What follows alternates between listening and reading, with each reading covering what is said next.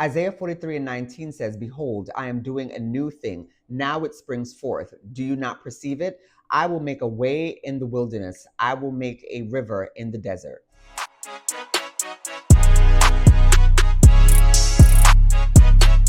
Hello, beautiful and blessed ones. It is Marsha Gauntlet Kirby, and welcome back to the channel. Today's video is going to be about a November reset. I attempted a reset in October, and child, it did not start or end well. So here we are again at the beginning of November. Today's November 1st, and because October didn't go as well as I planned, I said, all right, let's start again. We're going to start in November. We have 2 months left in the year, so let's try to work on some self-care, self-regulation, growth strategies. A couple of other reasons why I am putting this video out there is one, to keep myself accountable. The video is out there now. Here we are. So I want to look back and say, okay, I attempted this reset and it was successful. Now, this, again, it's not about this is more of like putting myself on a self curriculum, which will aid in my self-care routine, and to also practice what I preach. I am a licensed social worker, and I want to be able to support my clients with strategies that I have tried myself. Like, how else would you be able to support someone if you haven't done the work yourself, or if you haven't experienced, you haven't went through or utilized the tools that you are giving your clients to implement. I thought about a few things that I want to put in place or implement and re-implement for the month of November, and I'm going to go through those with you today. Oh, please, sir, try to keep it down. So the first reset goal that I am going to attempt is going to be a part of just creating structure and rhythm.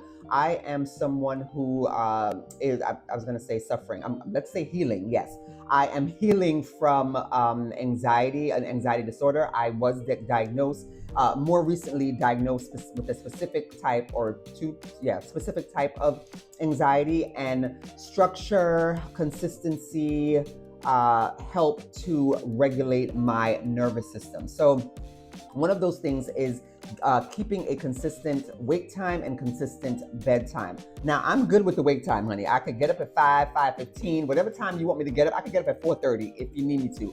It's the bedtime that really messes me up and also puts a dent in my consistency with waking up. I am going to bed. I think I'm still on school. I don't know if I'm still on school time or it's just my time to kind of, get to the things I didn't do early in the day because I had so many things going on. But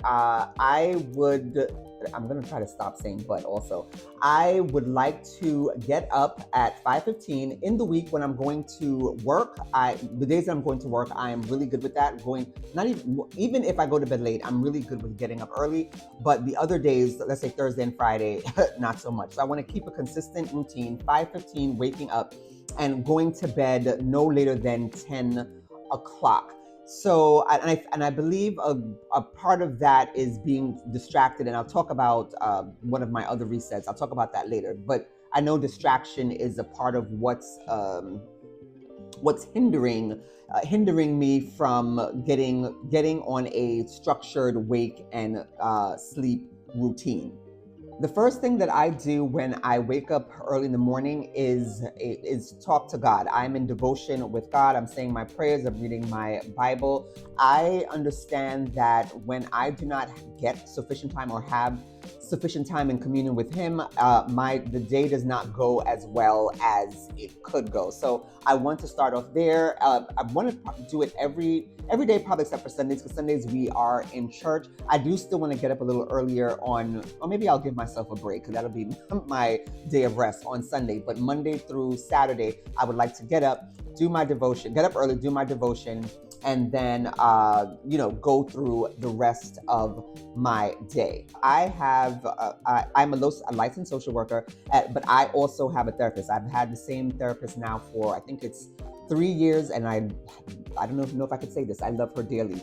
But one of the reset items that I also want to work on is the tools that she's given me. Whenever I go into therapy, I have a therapy session next week. Actually, I write down some of the things that she says that I want to take with me throughout the week and just work on practice, because that is a part of, we can go to therapy, but if we're not practicing the tools that we get in therapy, what really is the point? So I'll start off strong, but then I won't revisit those tools. Like I have a whole notebook, and I won't revisit those tools throughout the week. And I think it's better to be preventative, especially with, like I said, someone who struggles with anxiety. Just looking at the tools and just understanding how am I going to practice this particular tool this week? If someone irritates me, or if something upsets me, how am I going to navigate that? How am I going to embrace that? So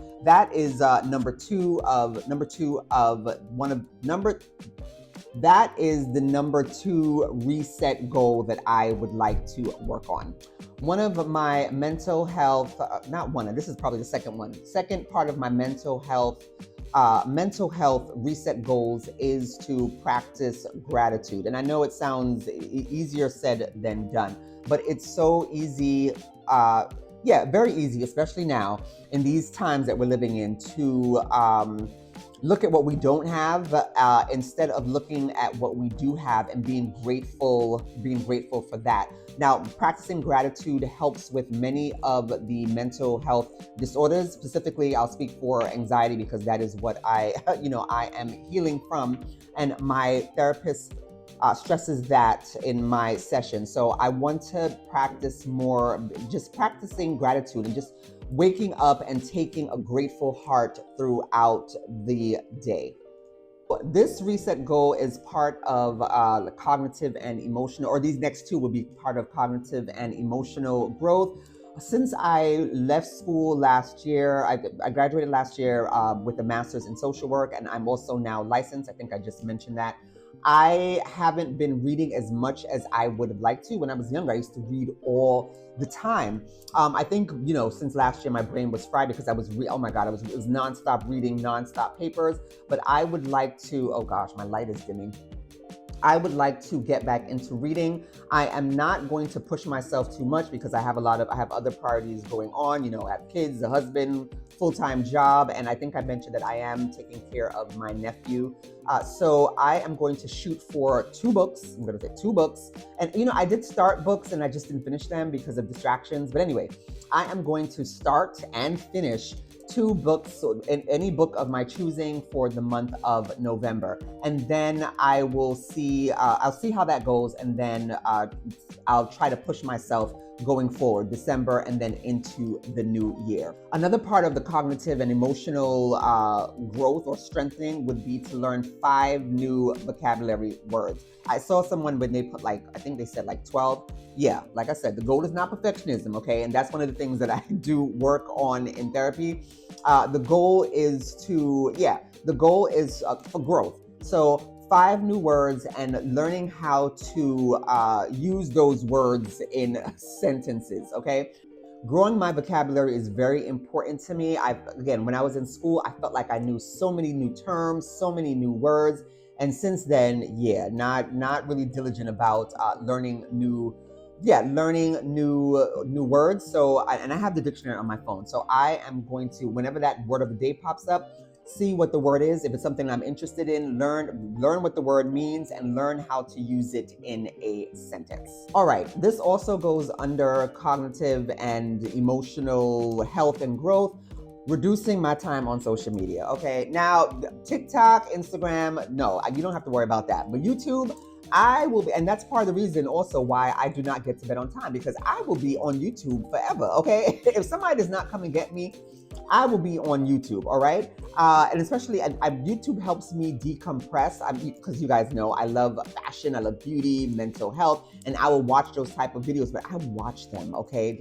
Watch them. So I want to reduce my time on YouTube, let's say specifically to about 3 hours a day. I cannot stand when on Sundays, when the iPhone gives me my screen time, and my iPad gives me my screen time, and it's like, it's a lot. So I want to reduce, and I mean, screen time includes going on searching for something, but I want to reduce my time on on YouTube. So let's say that, because that is a big distraction. And when I'm on, being on YouTube for hours and hours a day takes away from me doing other things like learning those vocabulary words I want to learn and reading books. So yeah, we're gonna have to drill that down, okay?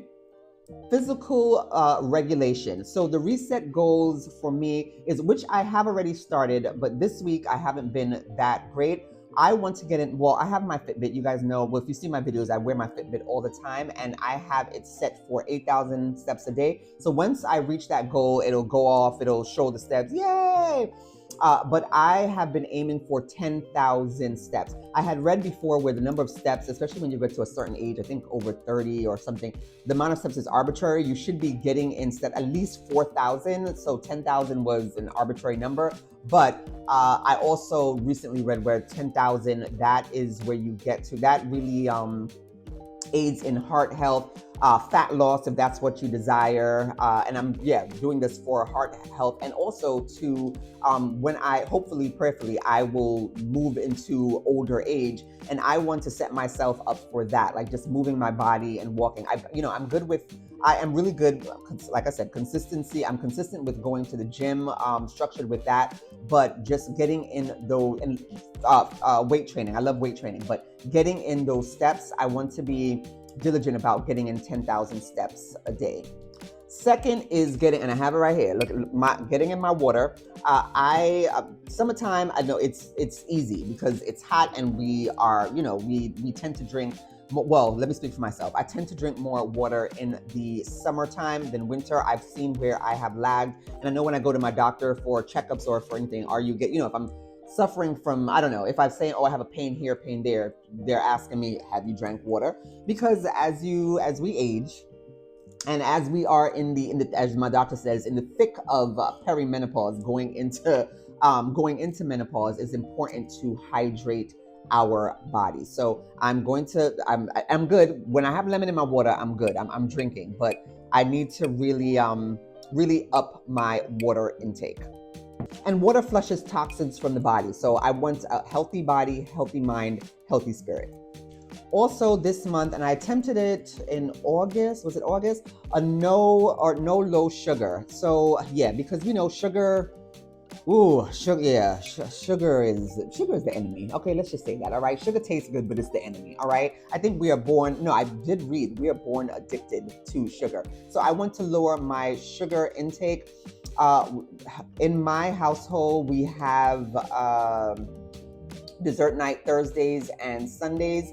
I have been trying to practice just eating desserts that I like on Sundays, and in the week just having, if I want something sweet, having fruit or dark chocolate. Did I mention this before? Dark chocolate helps with anxiety and just helps with mood. And so I do have healthy dark chocolate in the this pantry back here. And I am today, TMI, but yesterday I started my cycle, and before that, I that's when my cravings for sweets amp up. But I have been doing well with just having some dark chocolate or some fruit, and I want to continue that, really hone in on that for this month. Last month I kind of was a little lax. We had some birthday parties and stuff. I was eating cake. I was eating, it was crazy. So I just want to stick to a no low sugar diet for this month. Probably just having like a little bit of sugar. And I do try to eat healthy sugars. I have replaced white sugar and other sugars with coconut sugar. Coconut sugar is easier on insulin levels and healthier for the body. So I take that with my coffee. So I'll just probably keep it to that, just my coffee, and throughout the day, drinking my water, just drinking water with my meals, no sugary drinks. I don't really drink soda, but sometimes you have a craving for something sweet.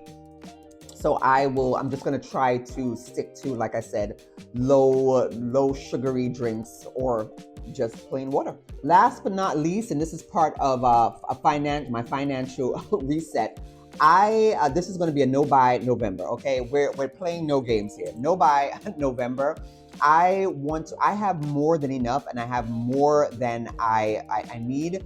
I did attempt a no buy in August, and I did pretty well, but my birthday is in early September. I think before the last week of August hit, I was already back to shopping because I was like, my birthday's coming up. I want to get some stuff. But November is going to be no buy. I am going to no buy up until Black Friday. I don't remember what the date is. Yeah, because I do want to shop a little bit of the Zara sale, and then other, that's when I rack up on my natural hair items. But yeah, so no buy, we're gonna say no buy November, and then we'll see how it goes as we go into December. I'll probably go back on the no buy, and then once Christmas draws near, start shopping for my family. Less for myself, more for my family and friends. I want to also, and I've been doing that lately when I'm shopping. That I don't know if you have seen my last Zara haul. I returned a good bit of those. There's some things I'm going to go and pick up during the sale because I said, you know what, I think I can wait. The items that I felt would not sell out quickly, I returned those because I feel like I can get them during the sale. But I want to shop more with intention and shopping pieces that I absolutely love and shopping pieces that I think will stand the test of time in my wardrobe. Like I would, go in because I just transitioned my closet and I threw out a good bit of, or decluttered. I'm giving a lot of stuff to Goodwill because even stuff with tags, I'm like, why did I buy this? I just, yeah. And I know sometimes our style or style can fluctuate. Can change and shift. We outgrow certain styles, but yeah, there are things in my wardrobe now that I've had for years, even 20 years, that I'm still in love with. So that's what I want to focus on, not just shopping because things are on sale or shopping because I can, but I want to love the item.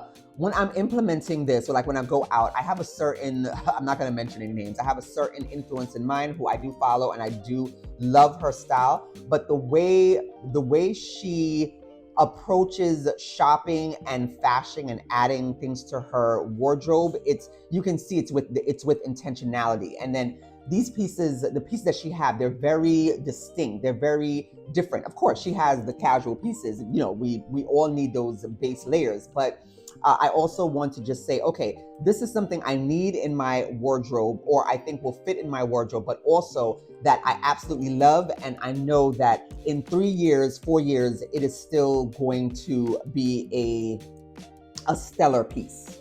And because I'm healing from anxiety, I tend to shop a lot when I'm anxious. Anxiety does, it leads me to shop because anxiety is, when you can't control a certain situation. So I'm like, all right, I know I can control my credit card or the money in my wallet. I know I can go out and get this piece to maybe help me feel better, or to, in the moment, you feel like you're relieving the anxiety. And this is not I don't only shop because of anxiety, but anxiety does play a role. So I don't want to give power to that. So that's why I want to shop with intention. And this no buy in November will prayerfully act as a reset. All right, lovies, that is it for me. Let me know if you plan to attempt something similar, a reset in November. Maybe you have already started at the beginning of the year. I know resets usually happen, January 1st, but I am starting from now because I want to put strategies, tools in place as we move from 2025 into a new year, 2026. And like I said, I also want to put these strategies in place and these tools in place so that I will be able to, once we move into that full-fledged mental health / social work career, I want to be able to support my clients, help my clients from knowledge and experience. Let me know some tools that you will be implementing this November and throughout the year. Anyway, that is it for me, and I will talk to you next time. Bye. Spend sufficient time with him.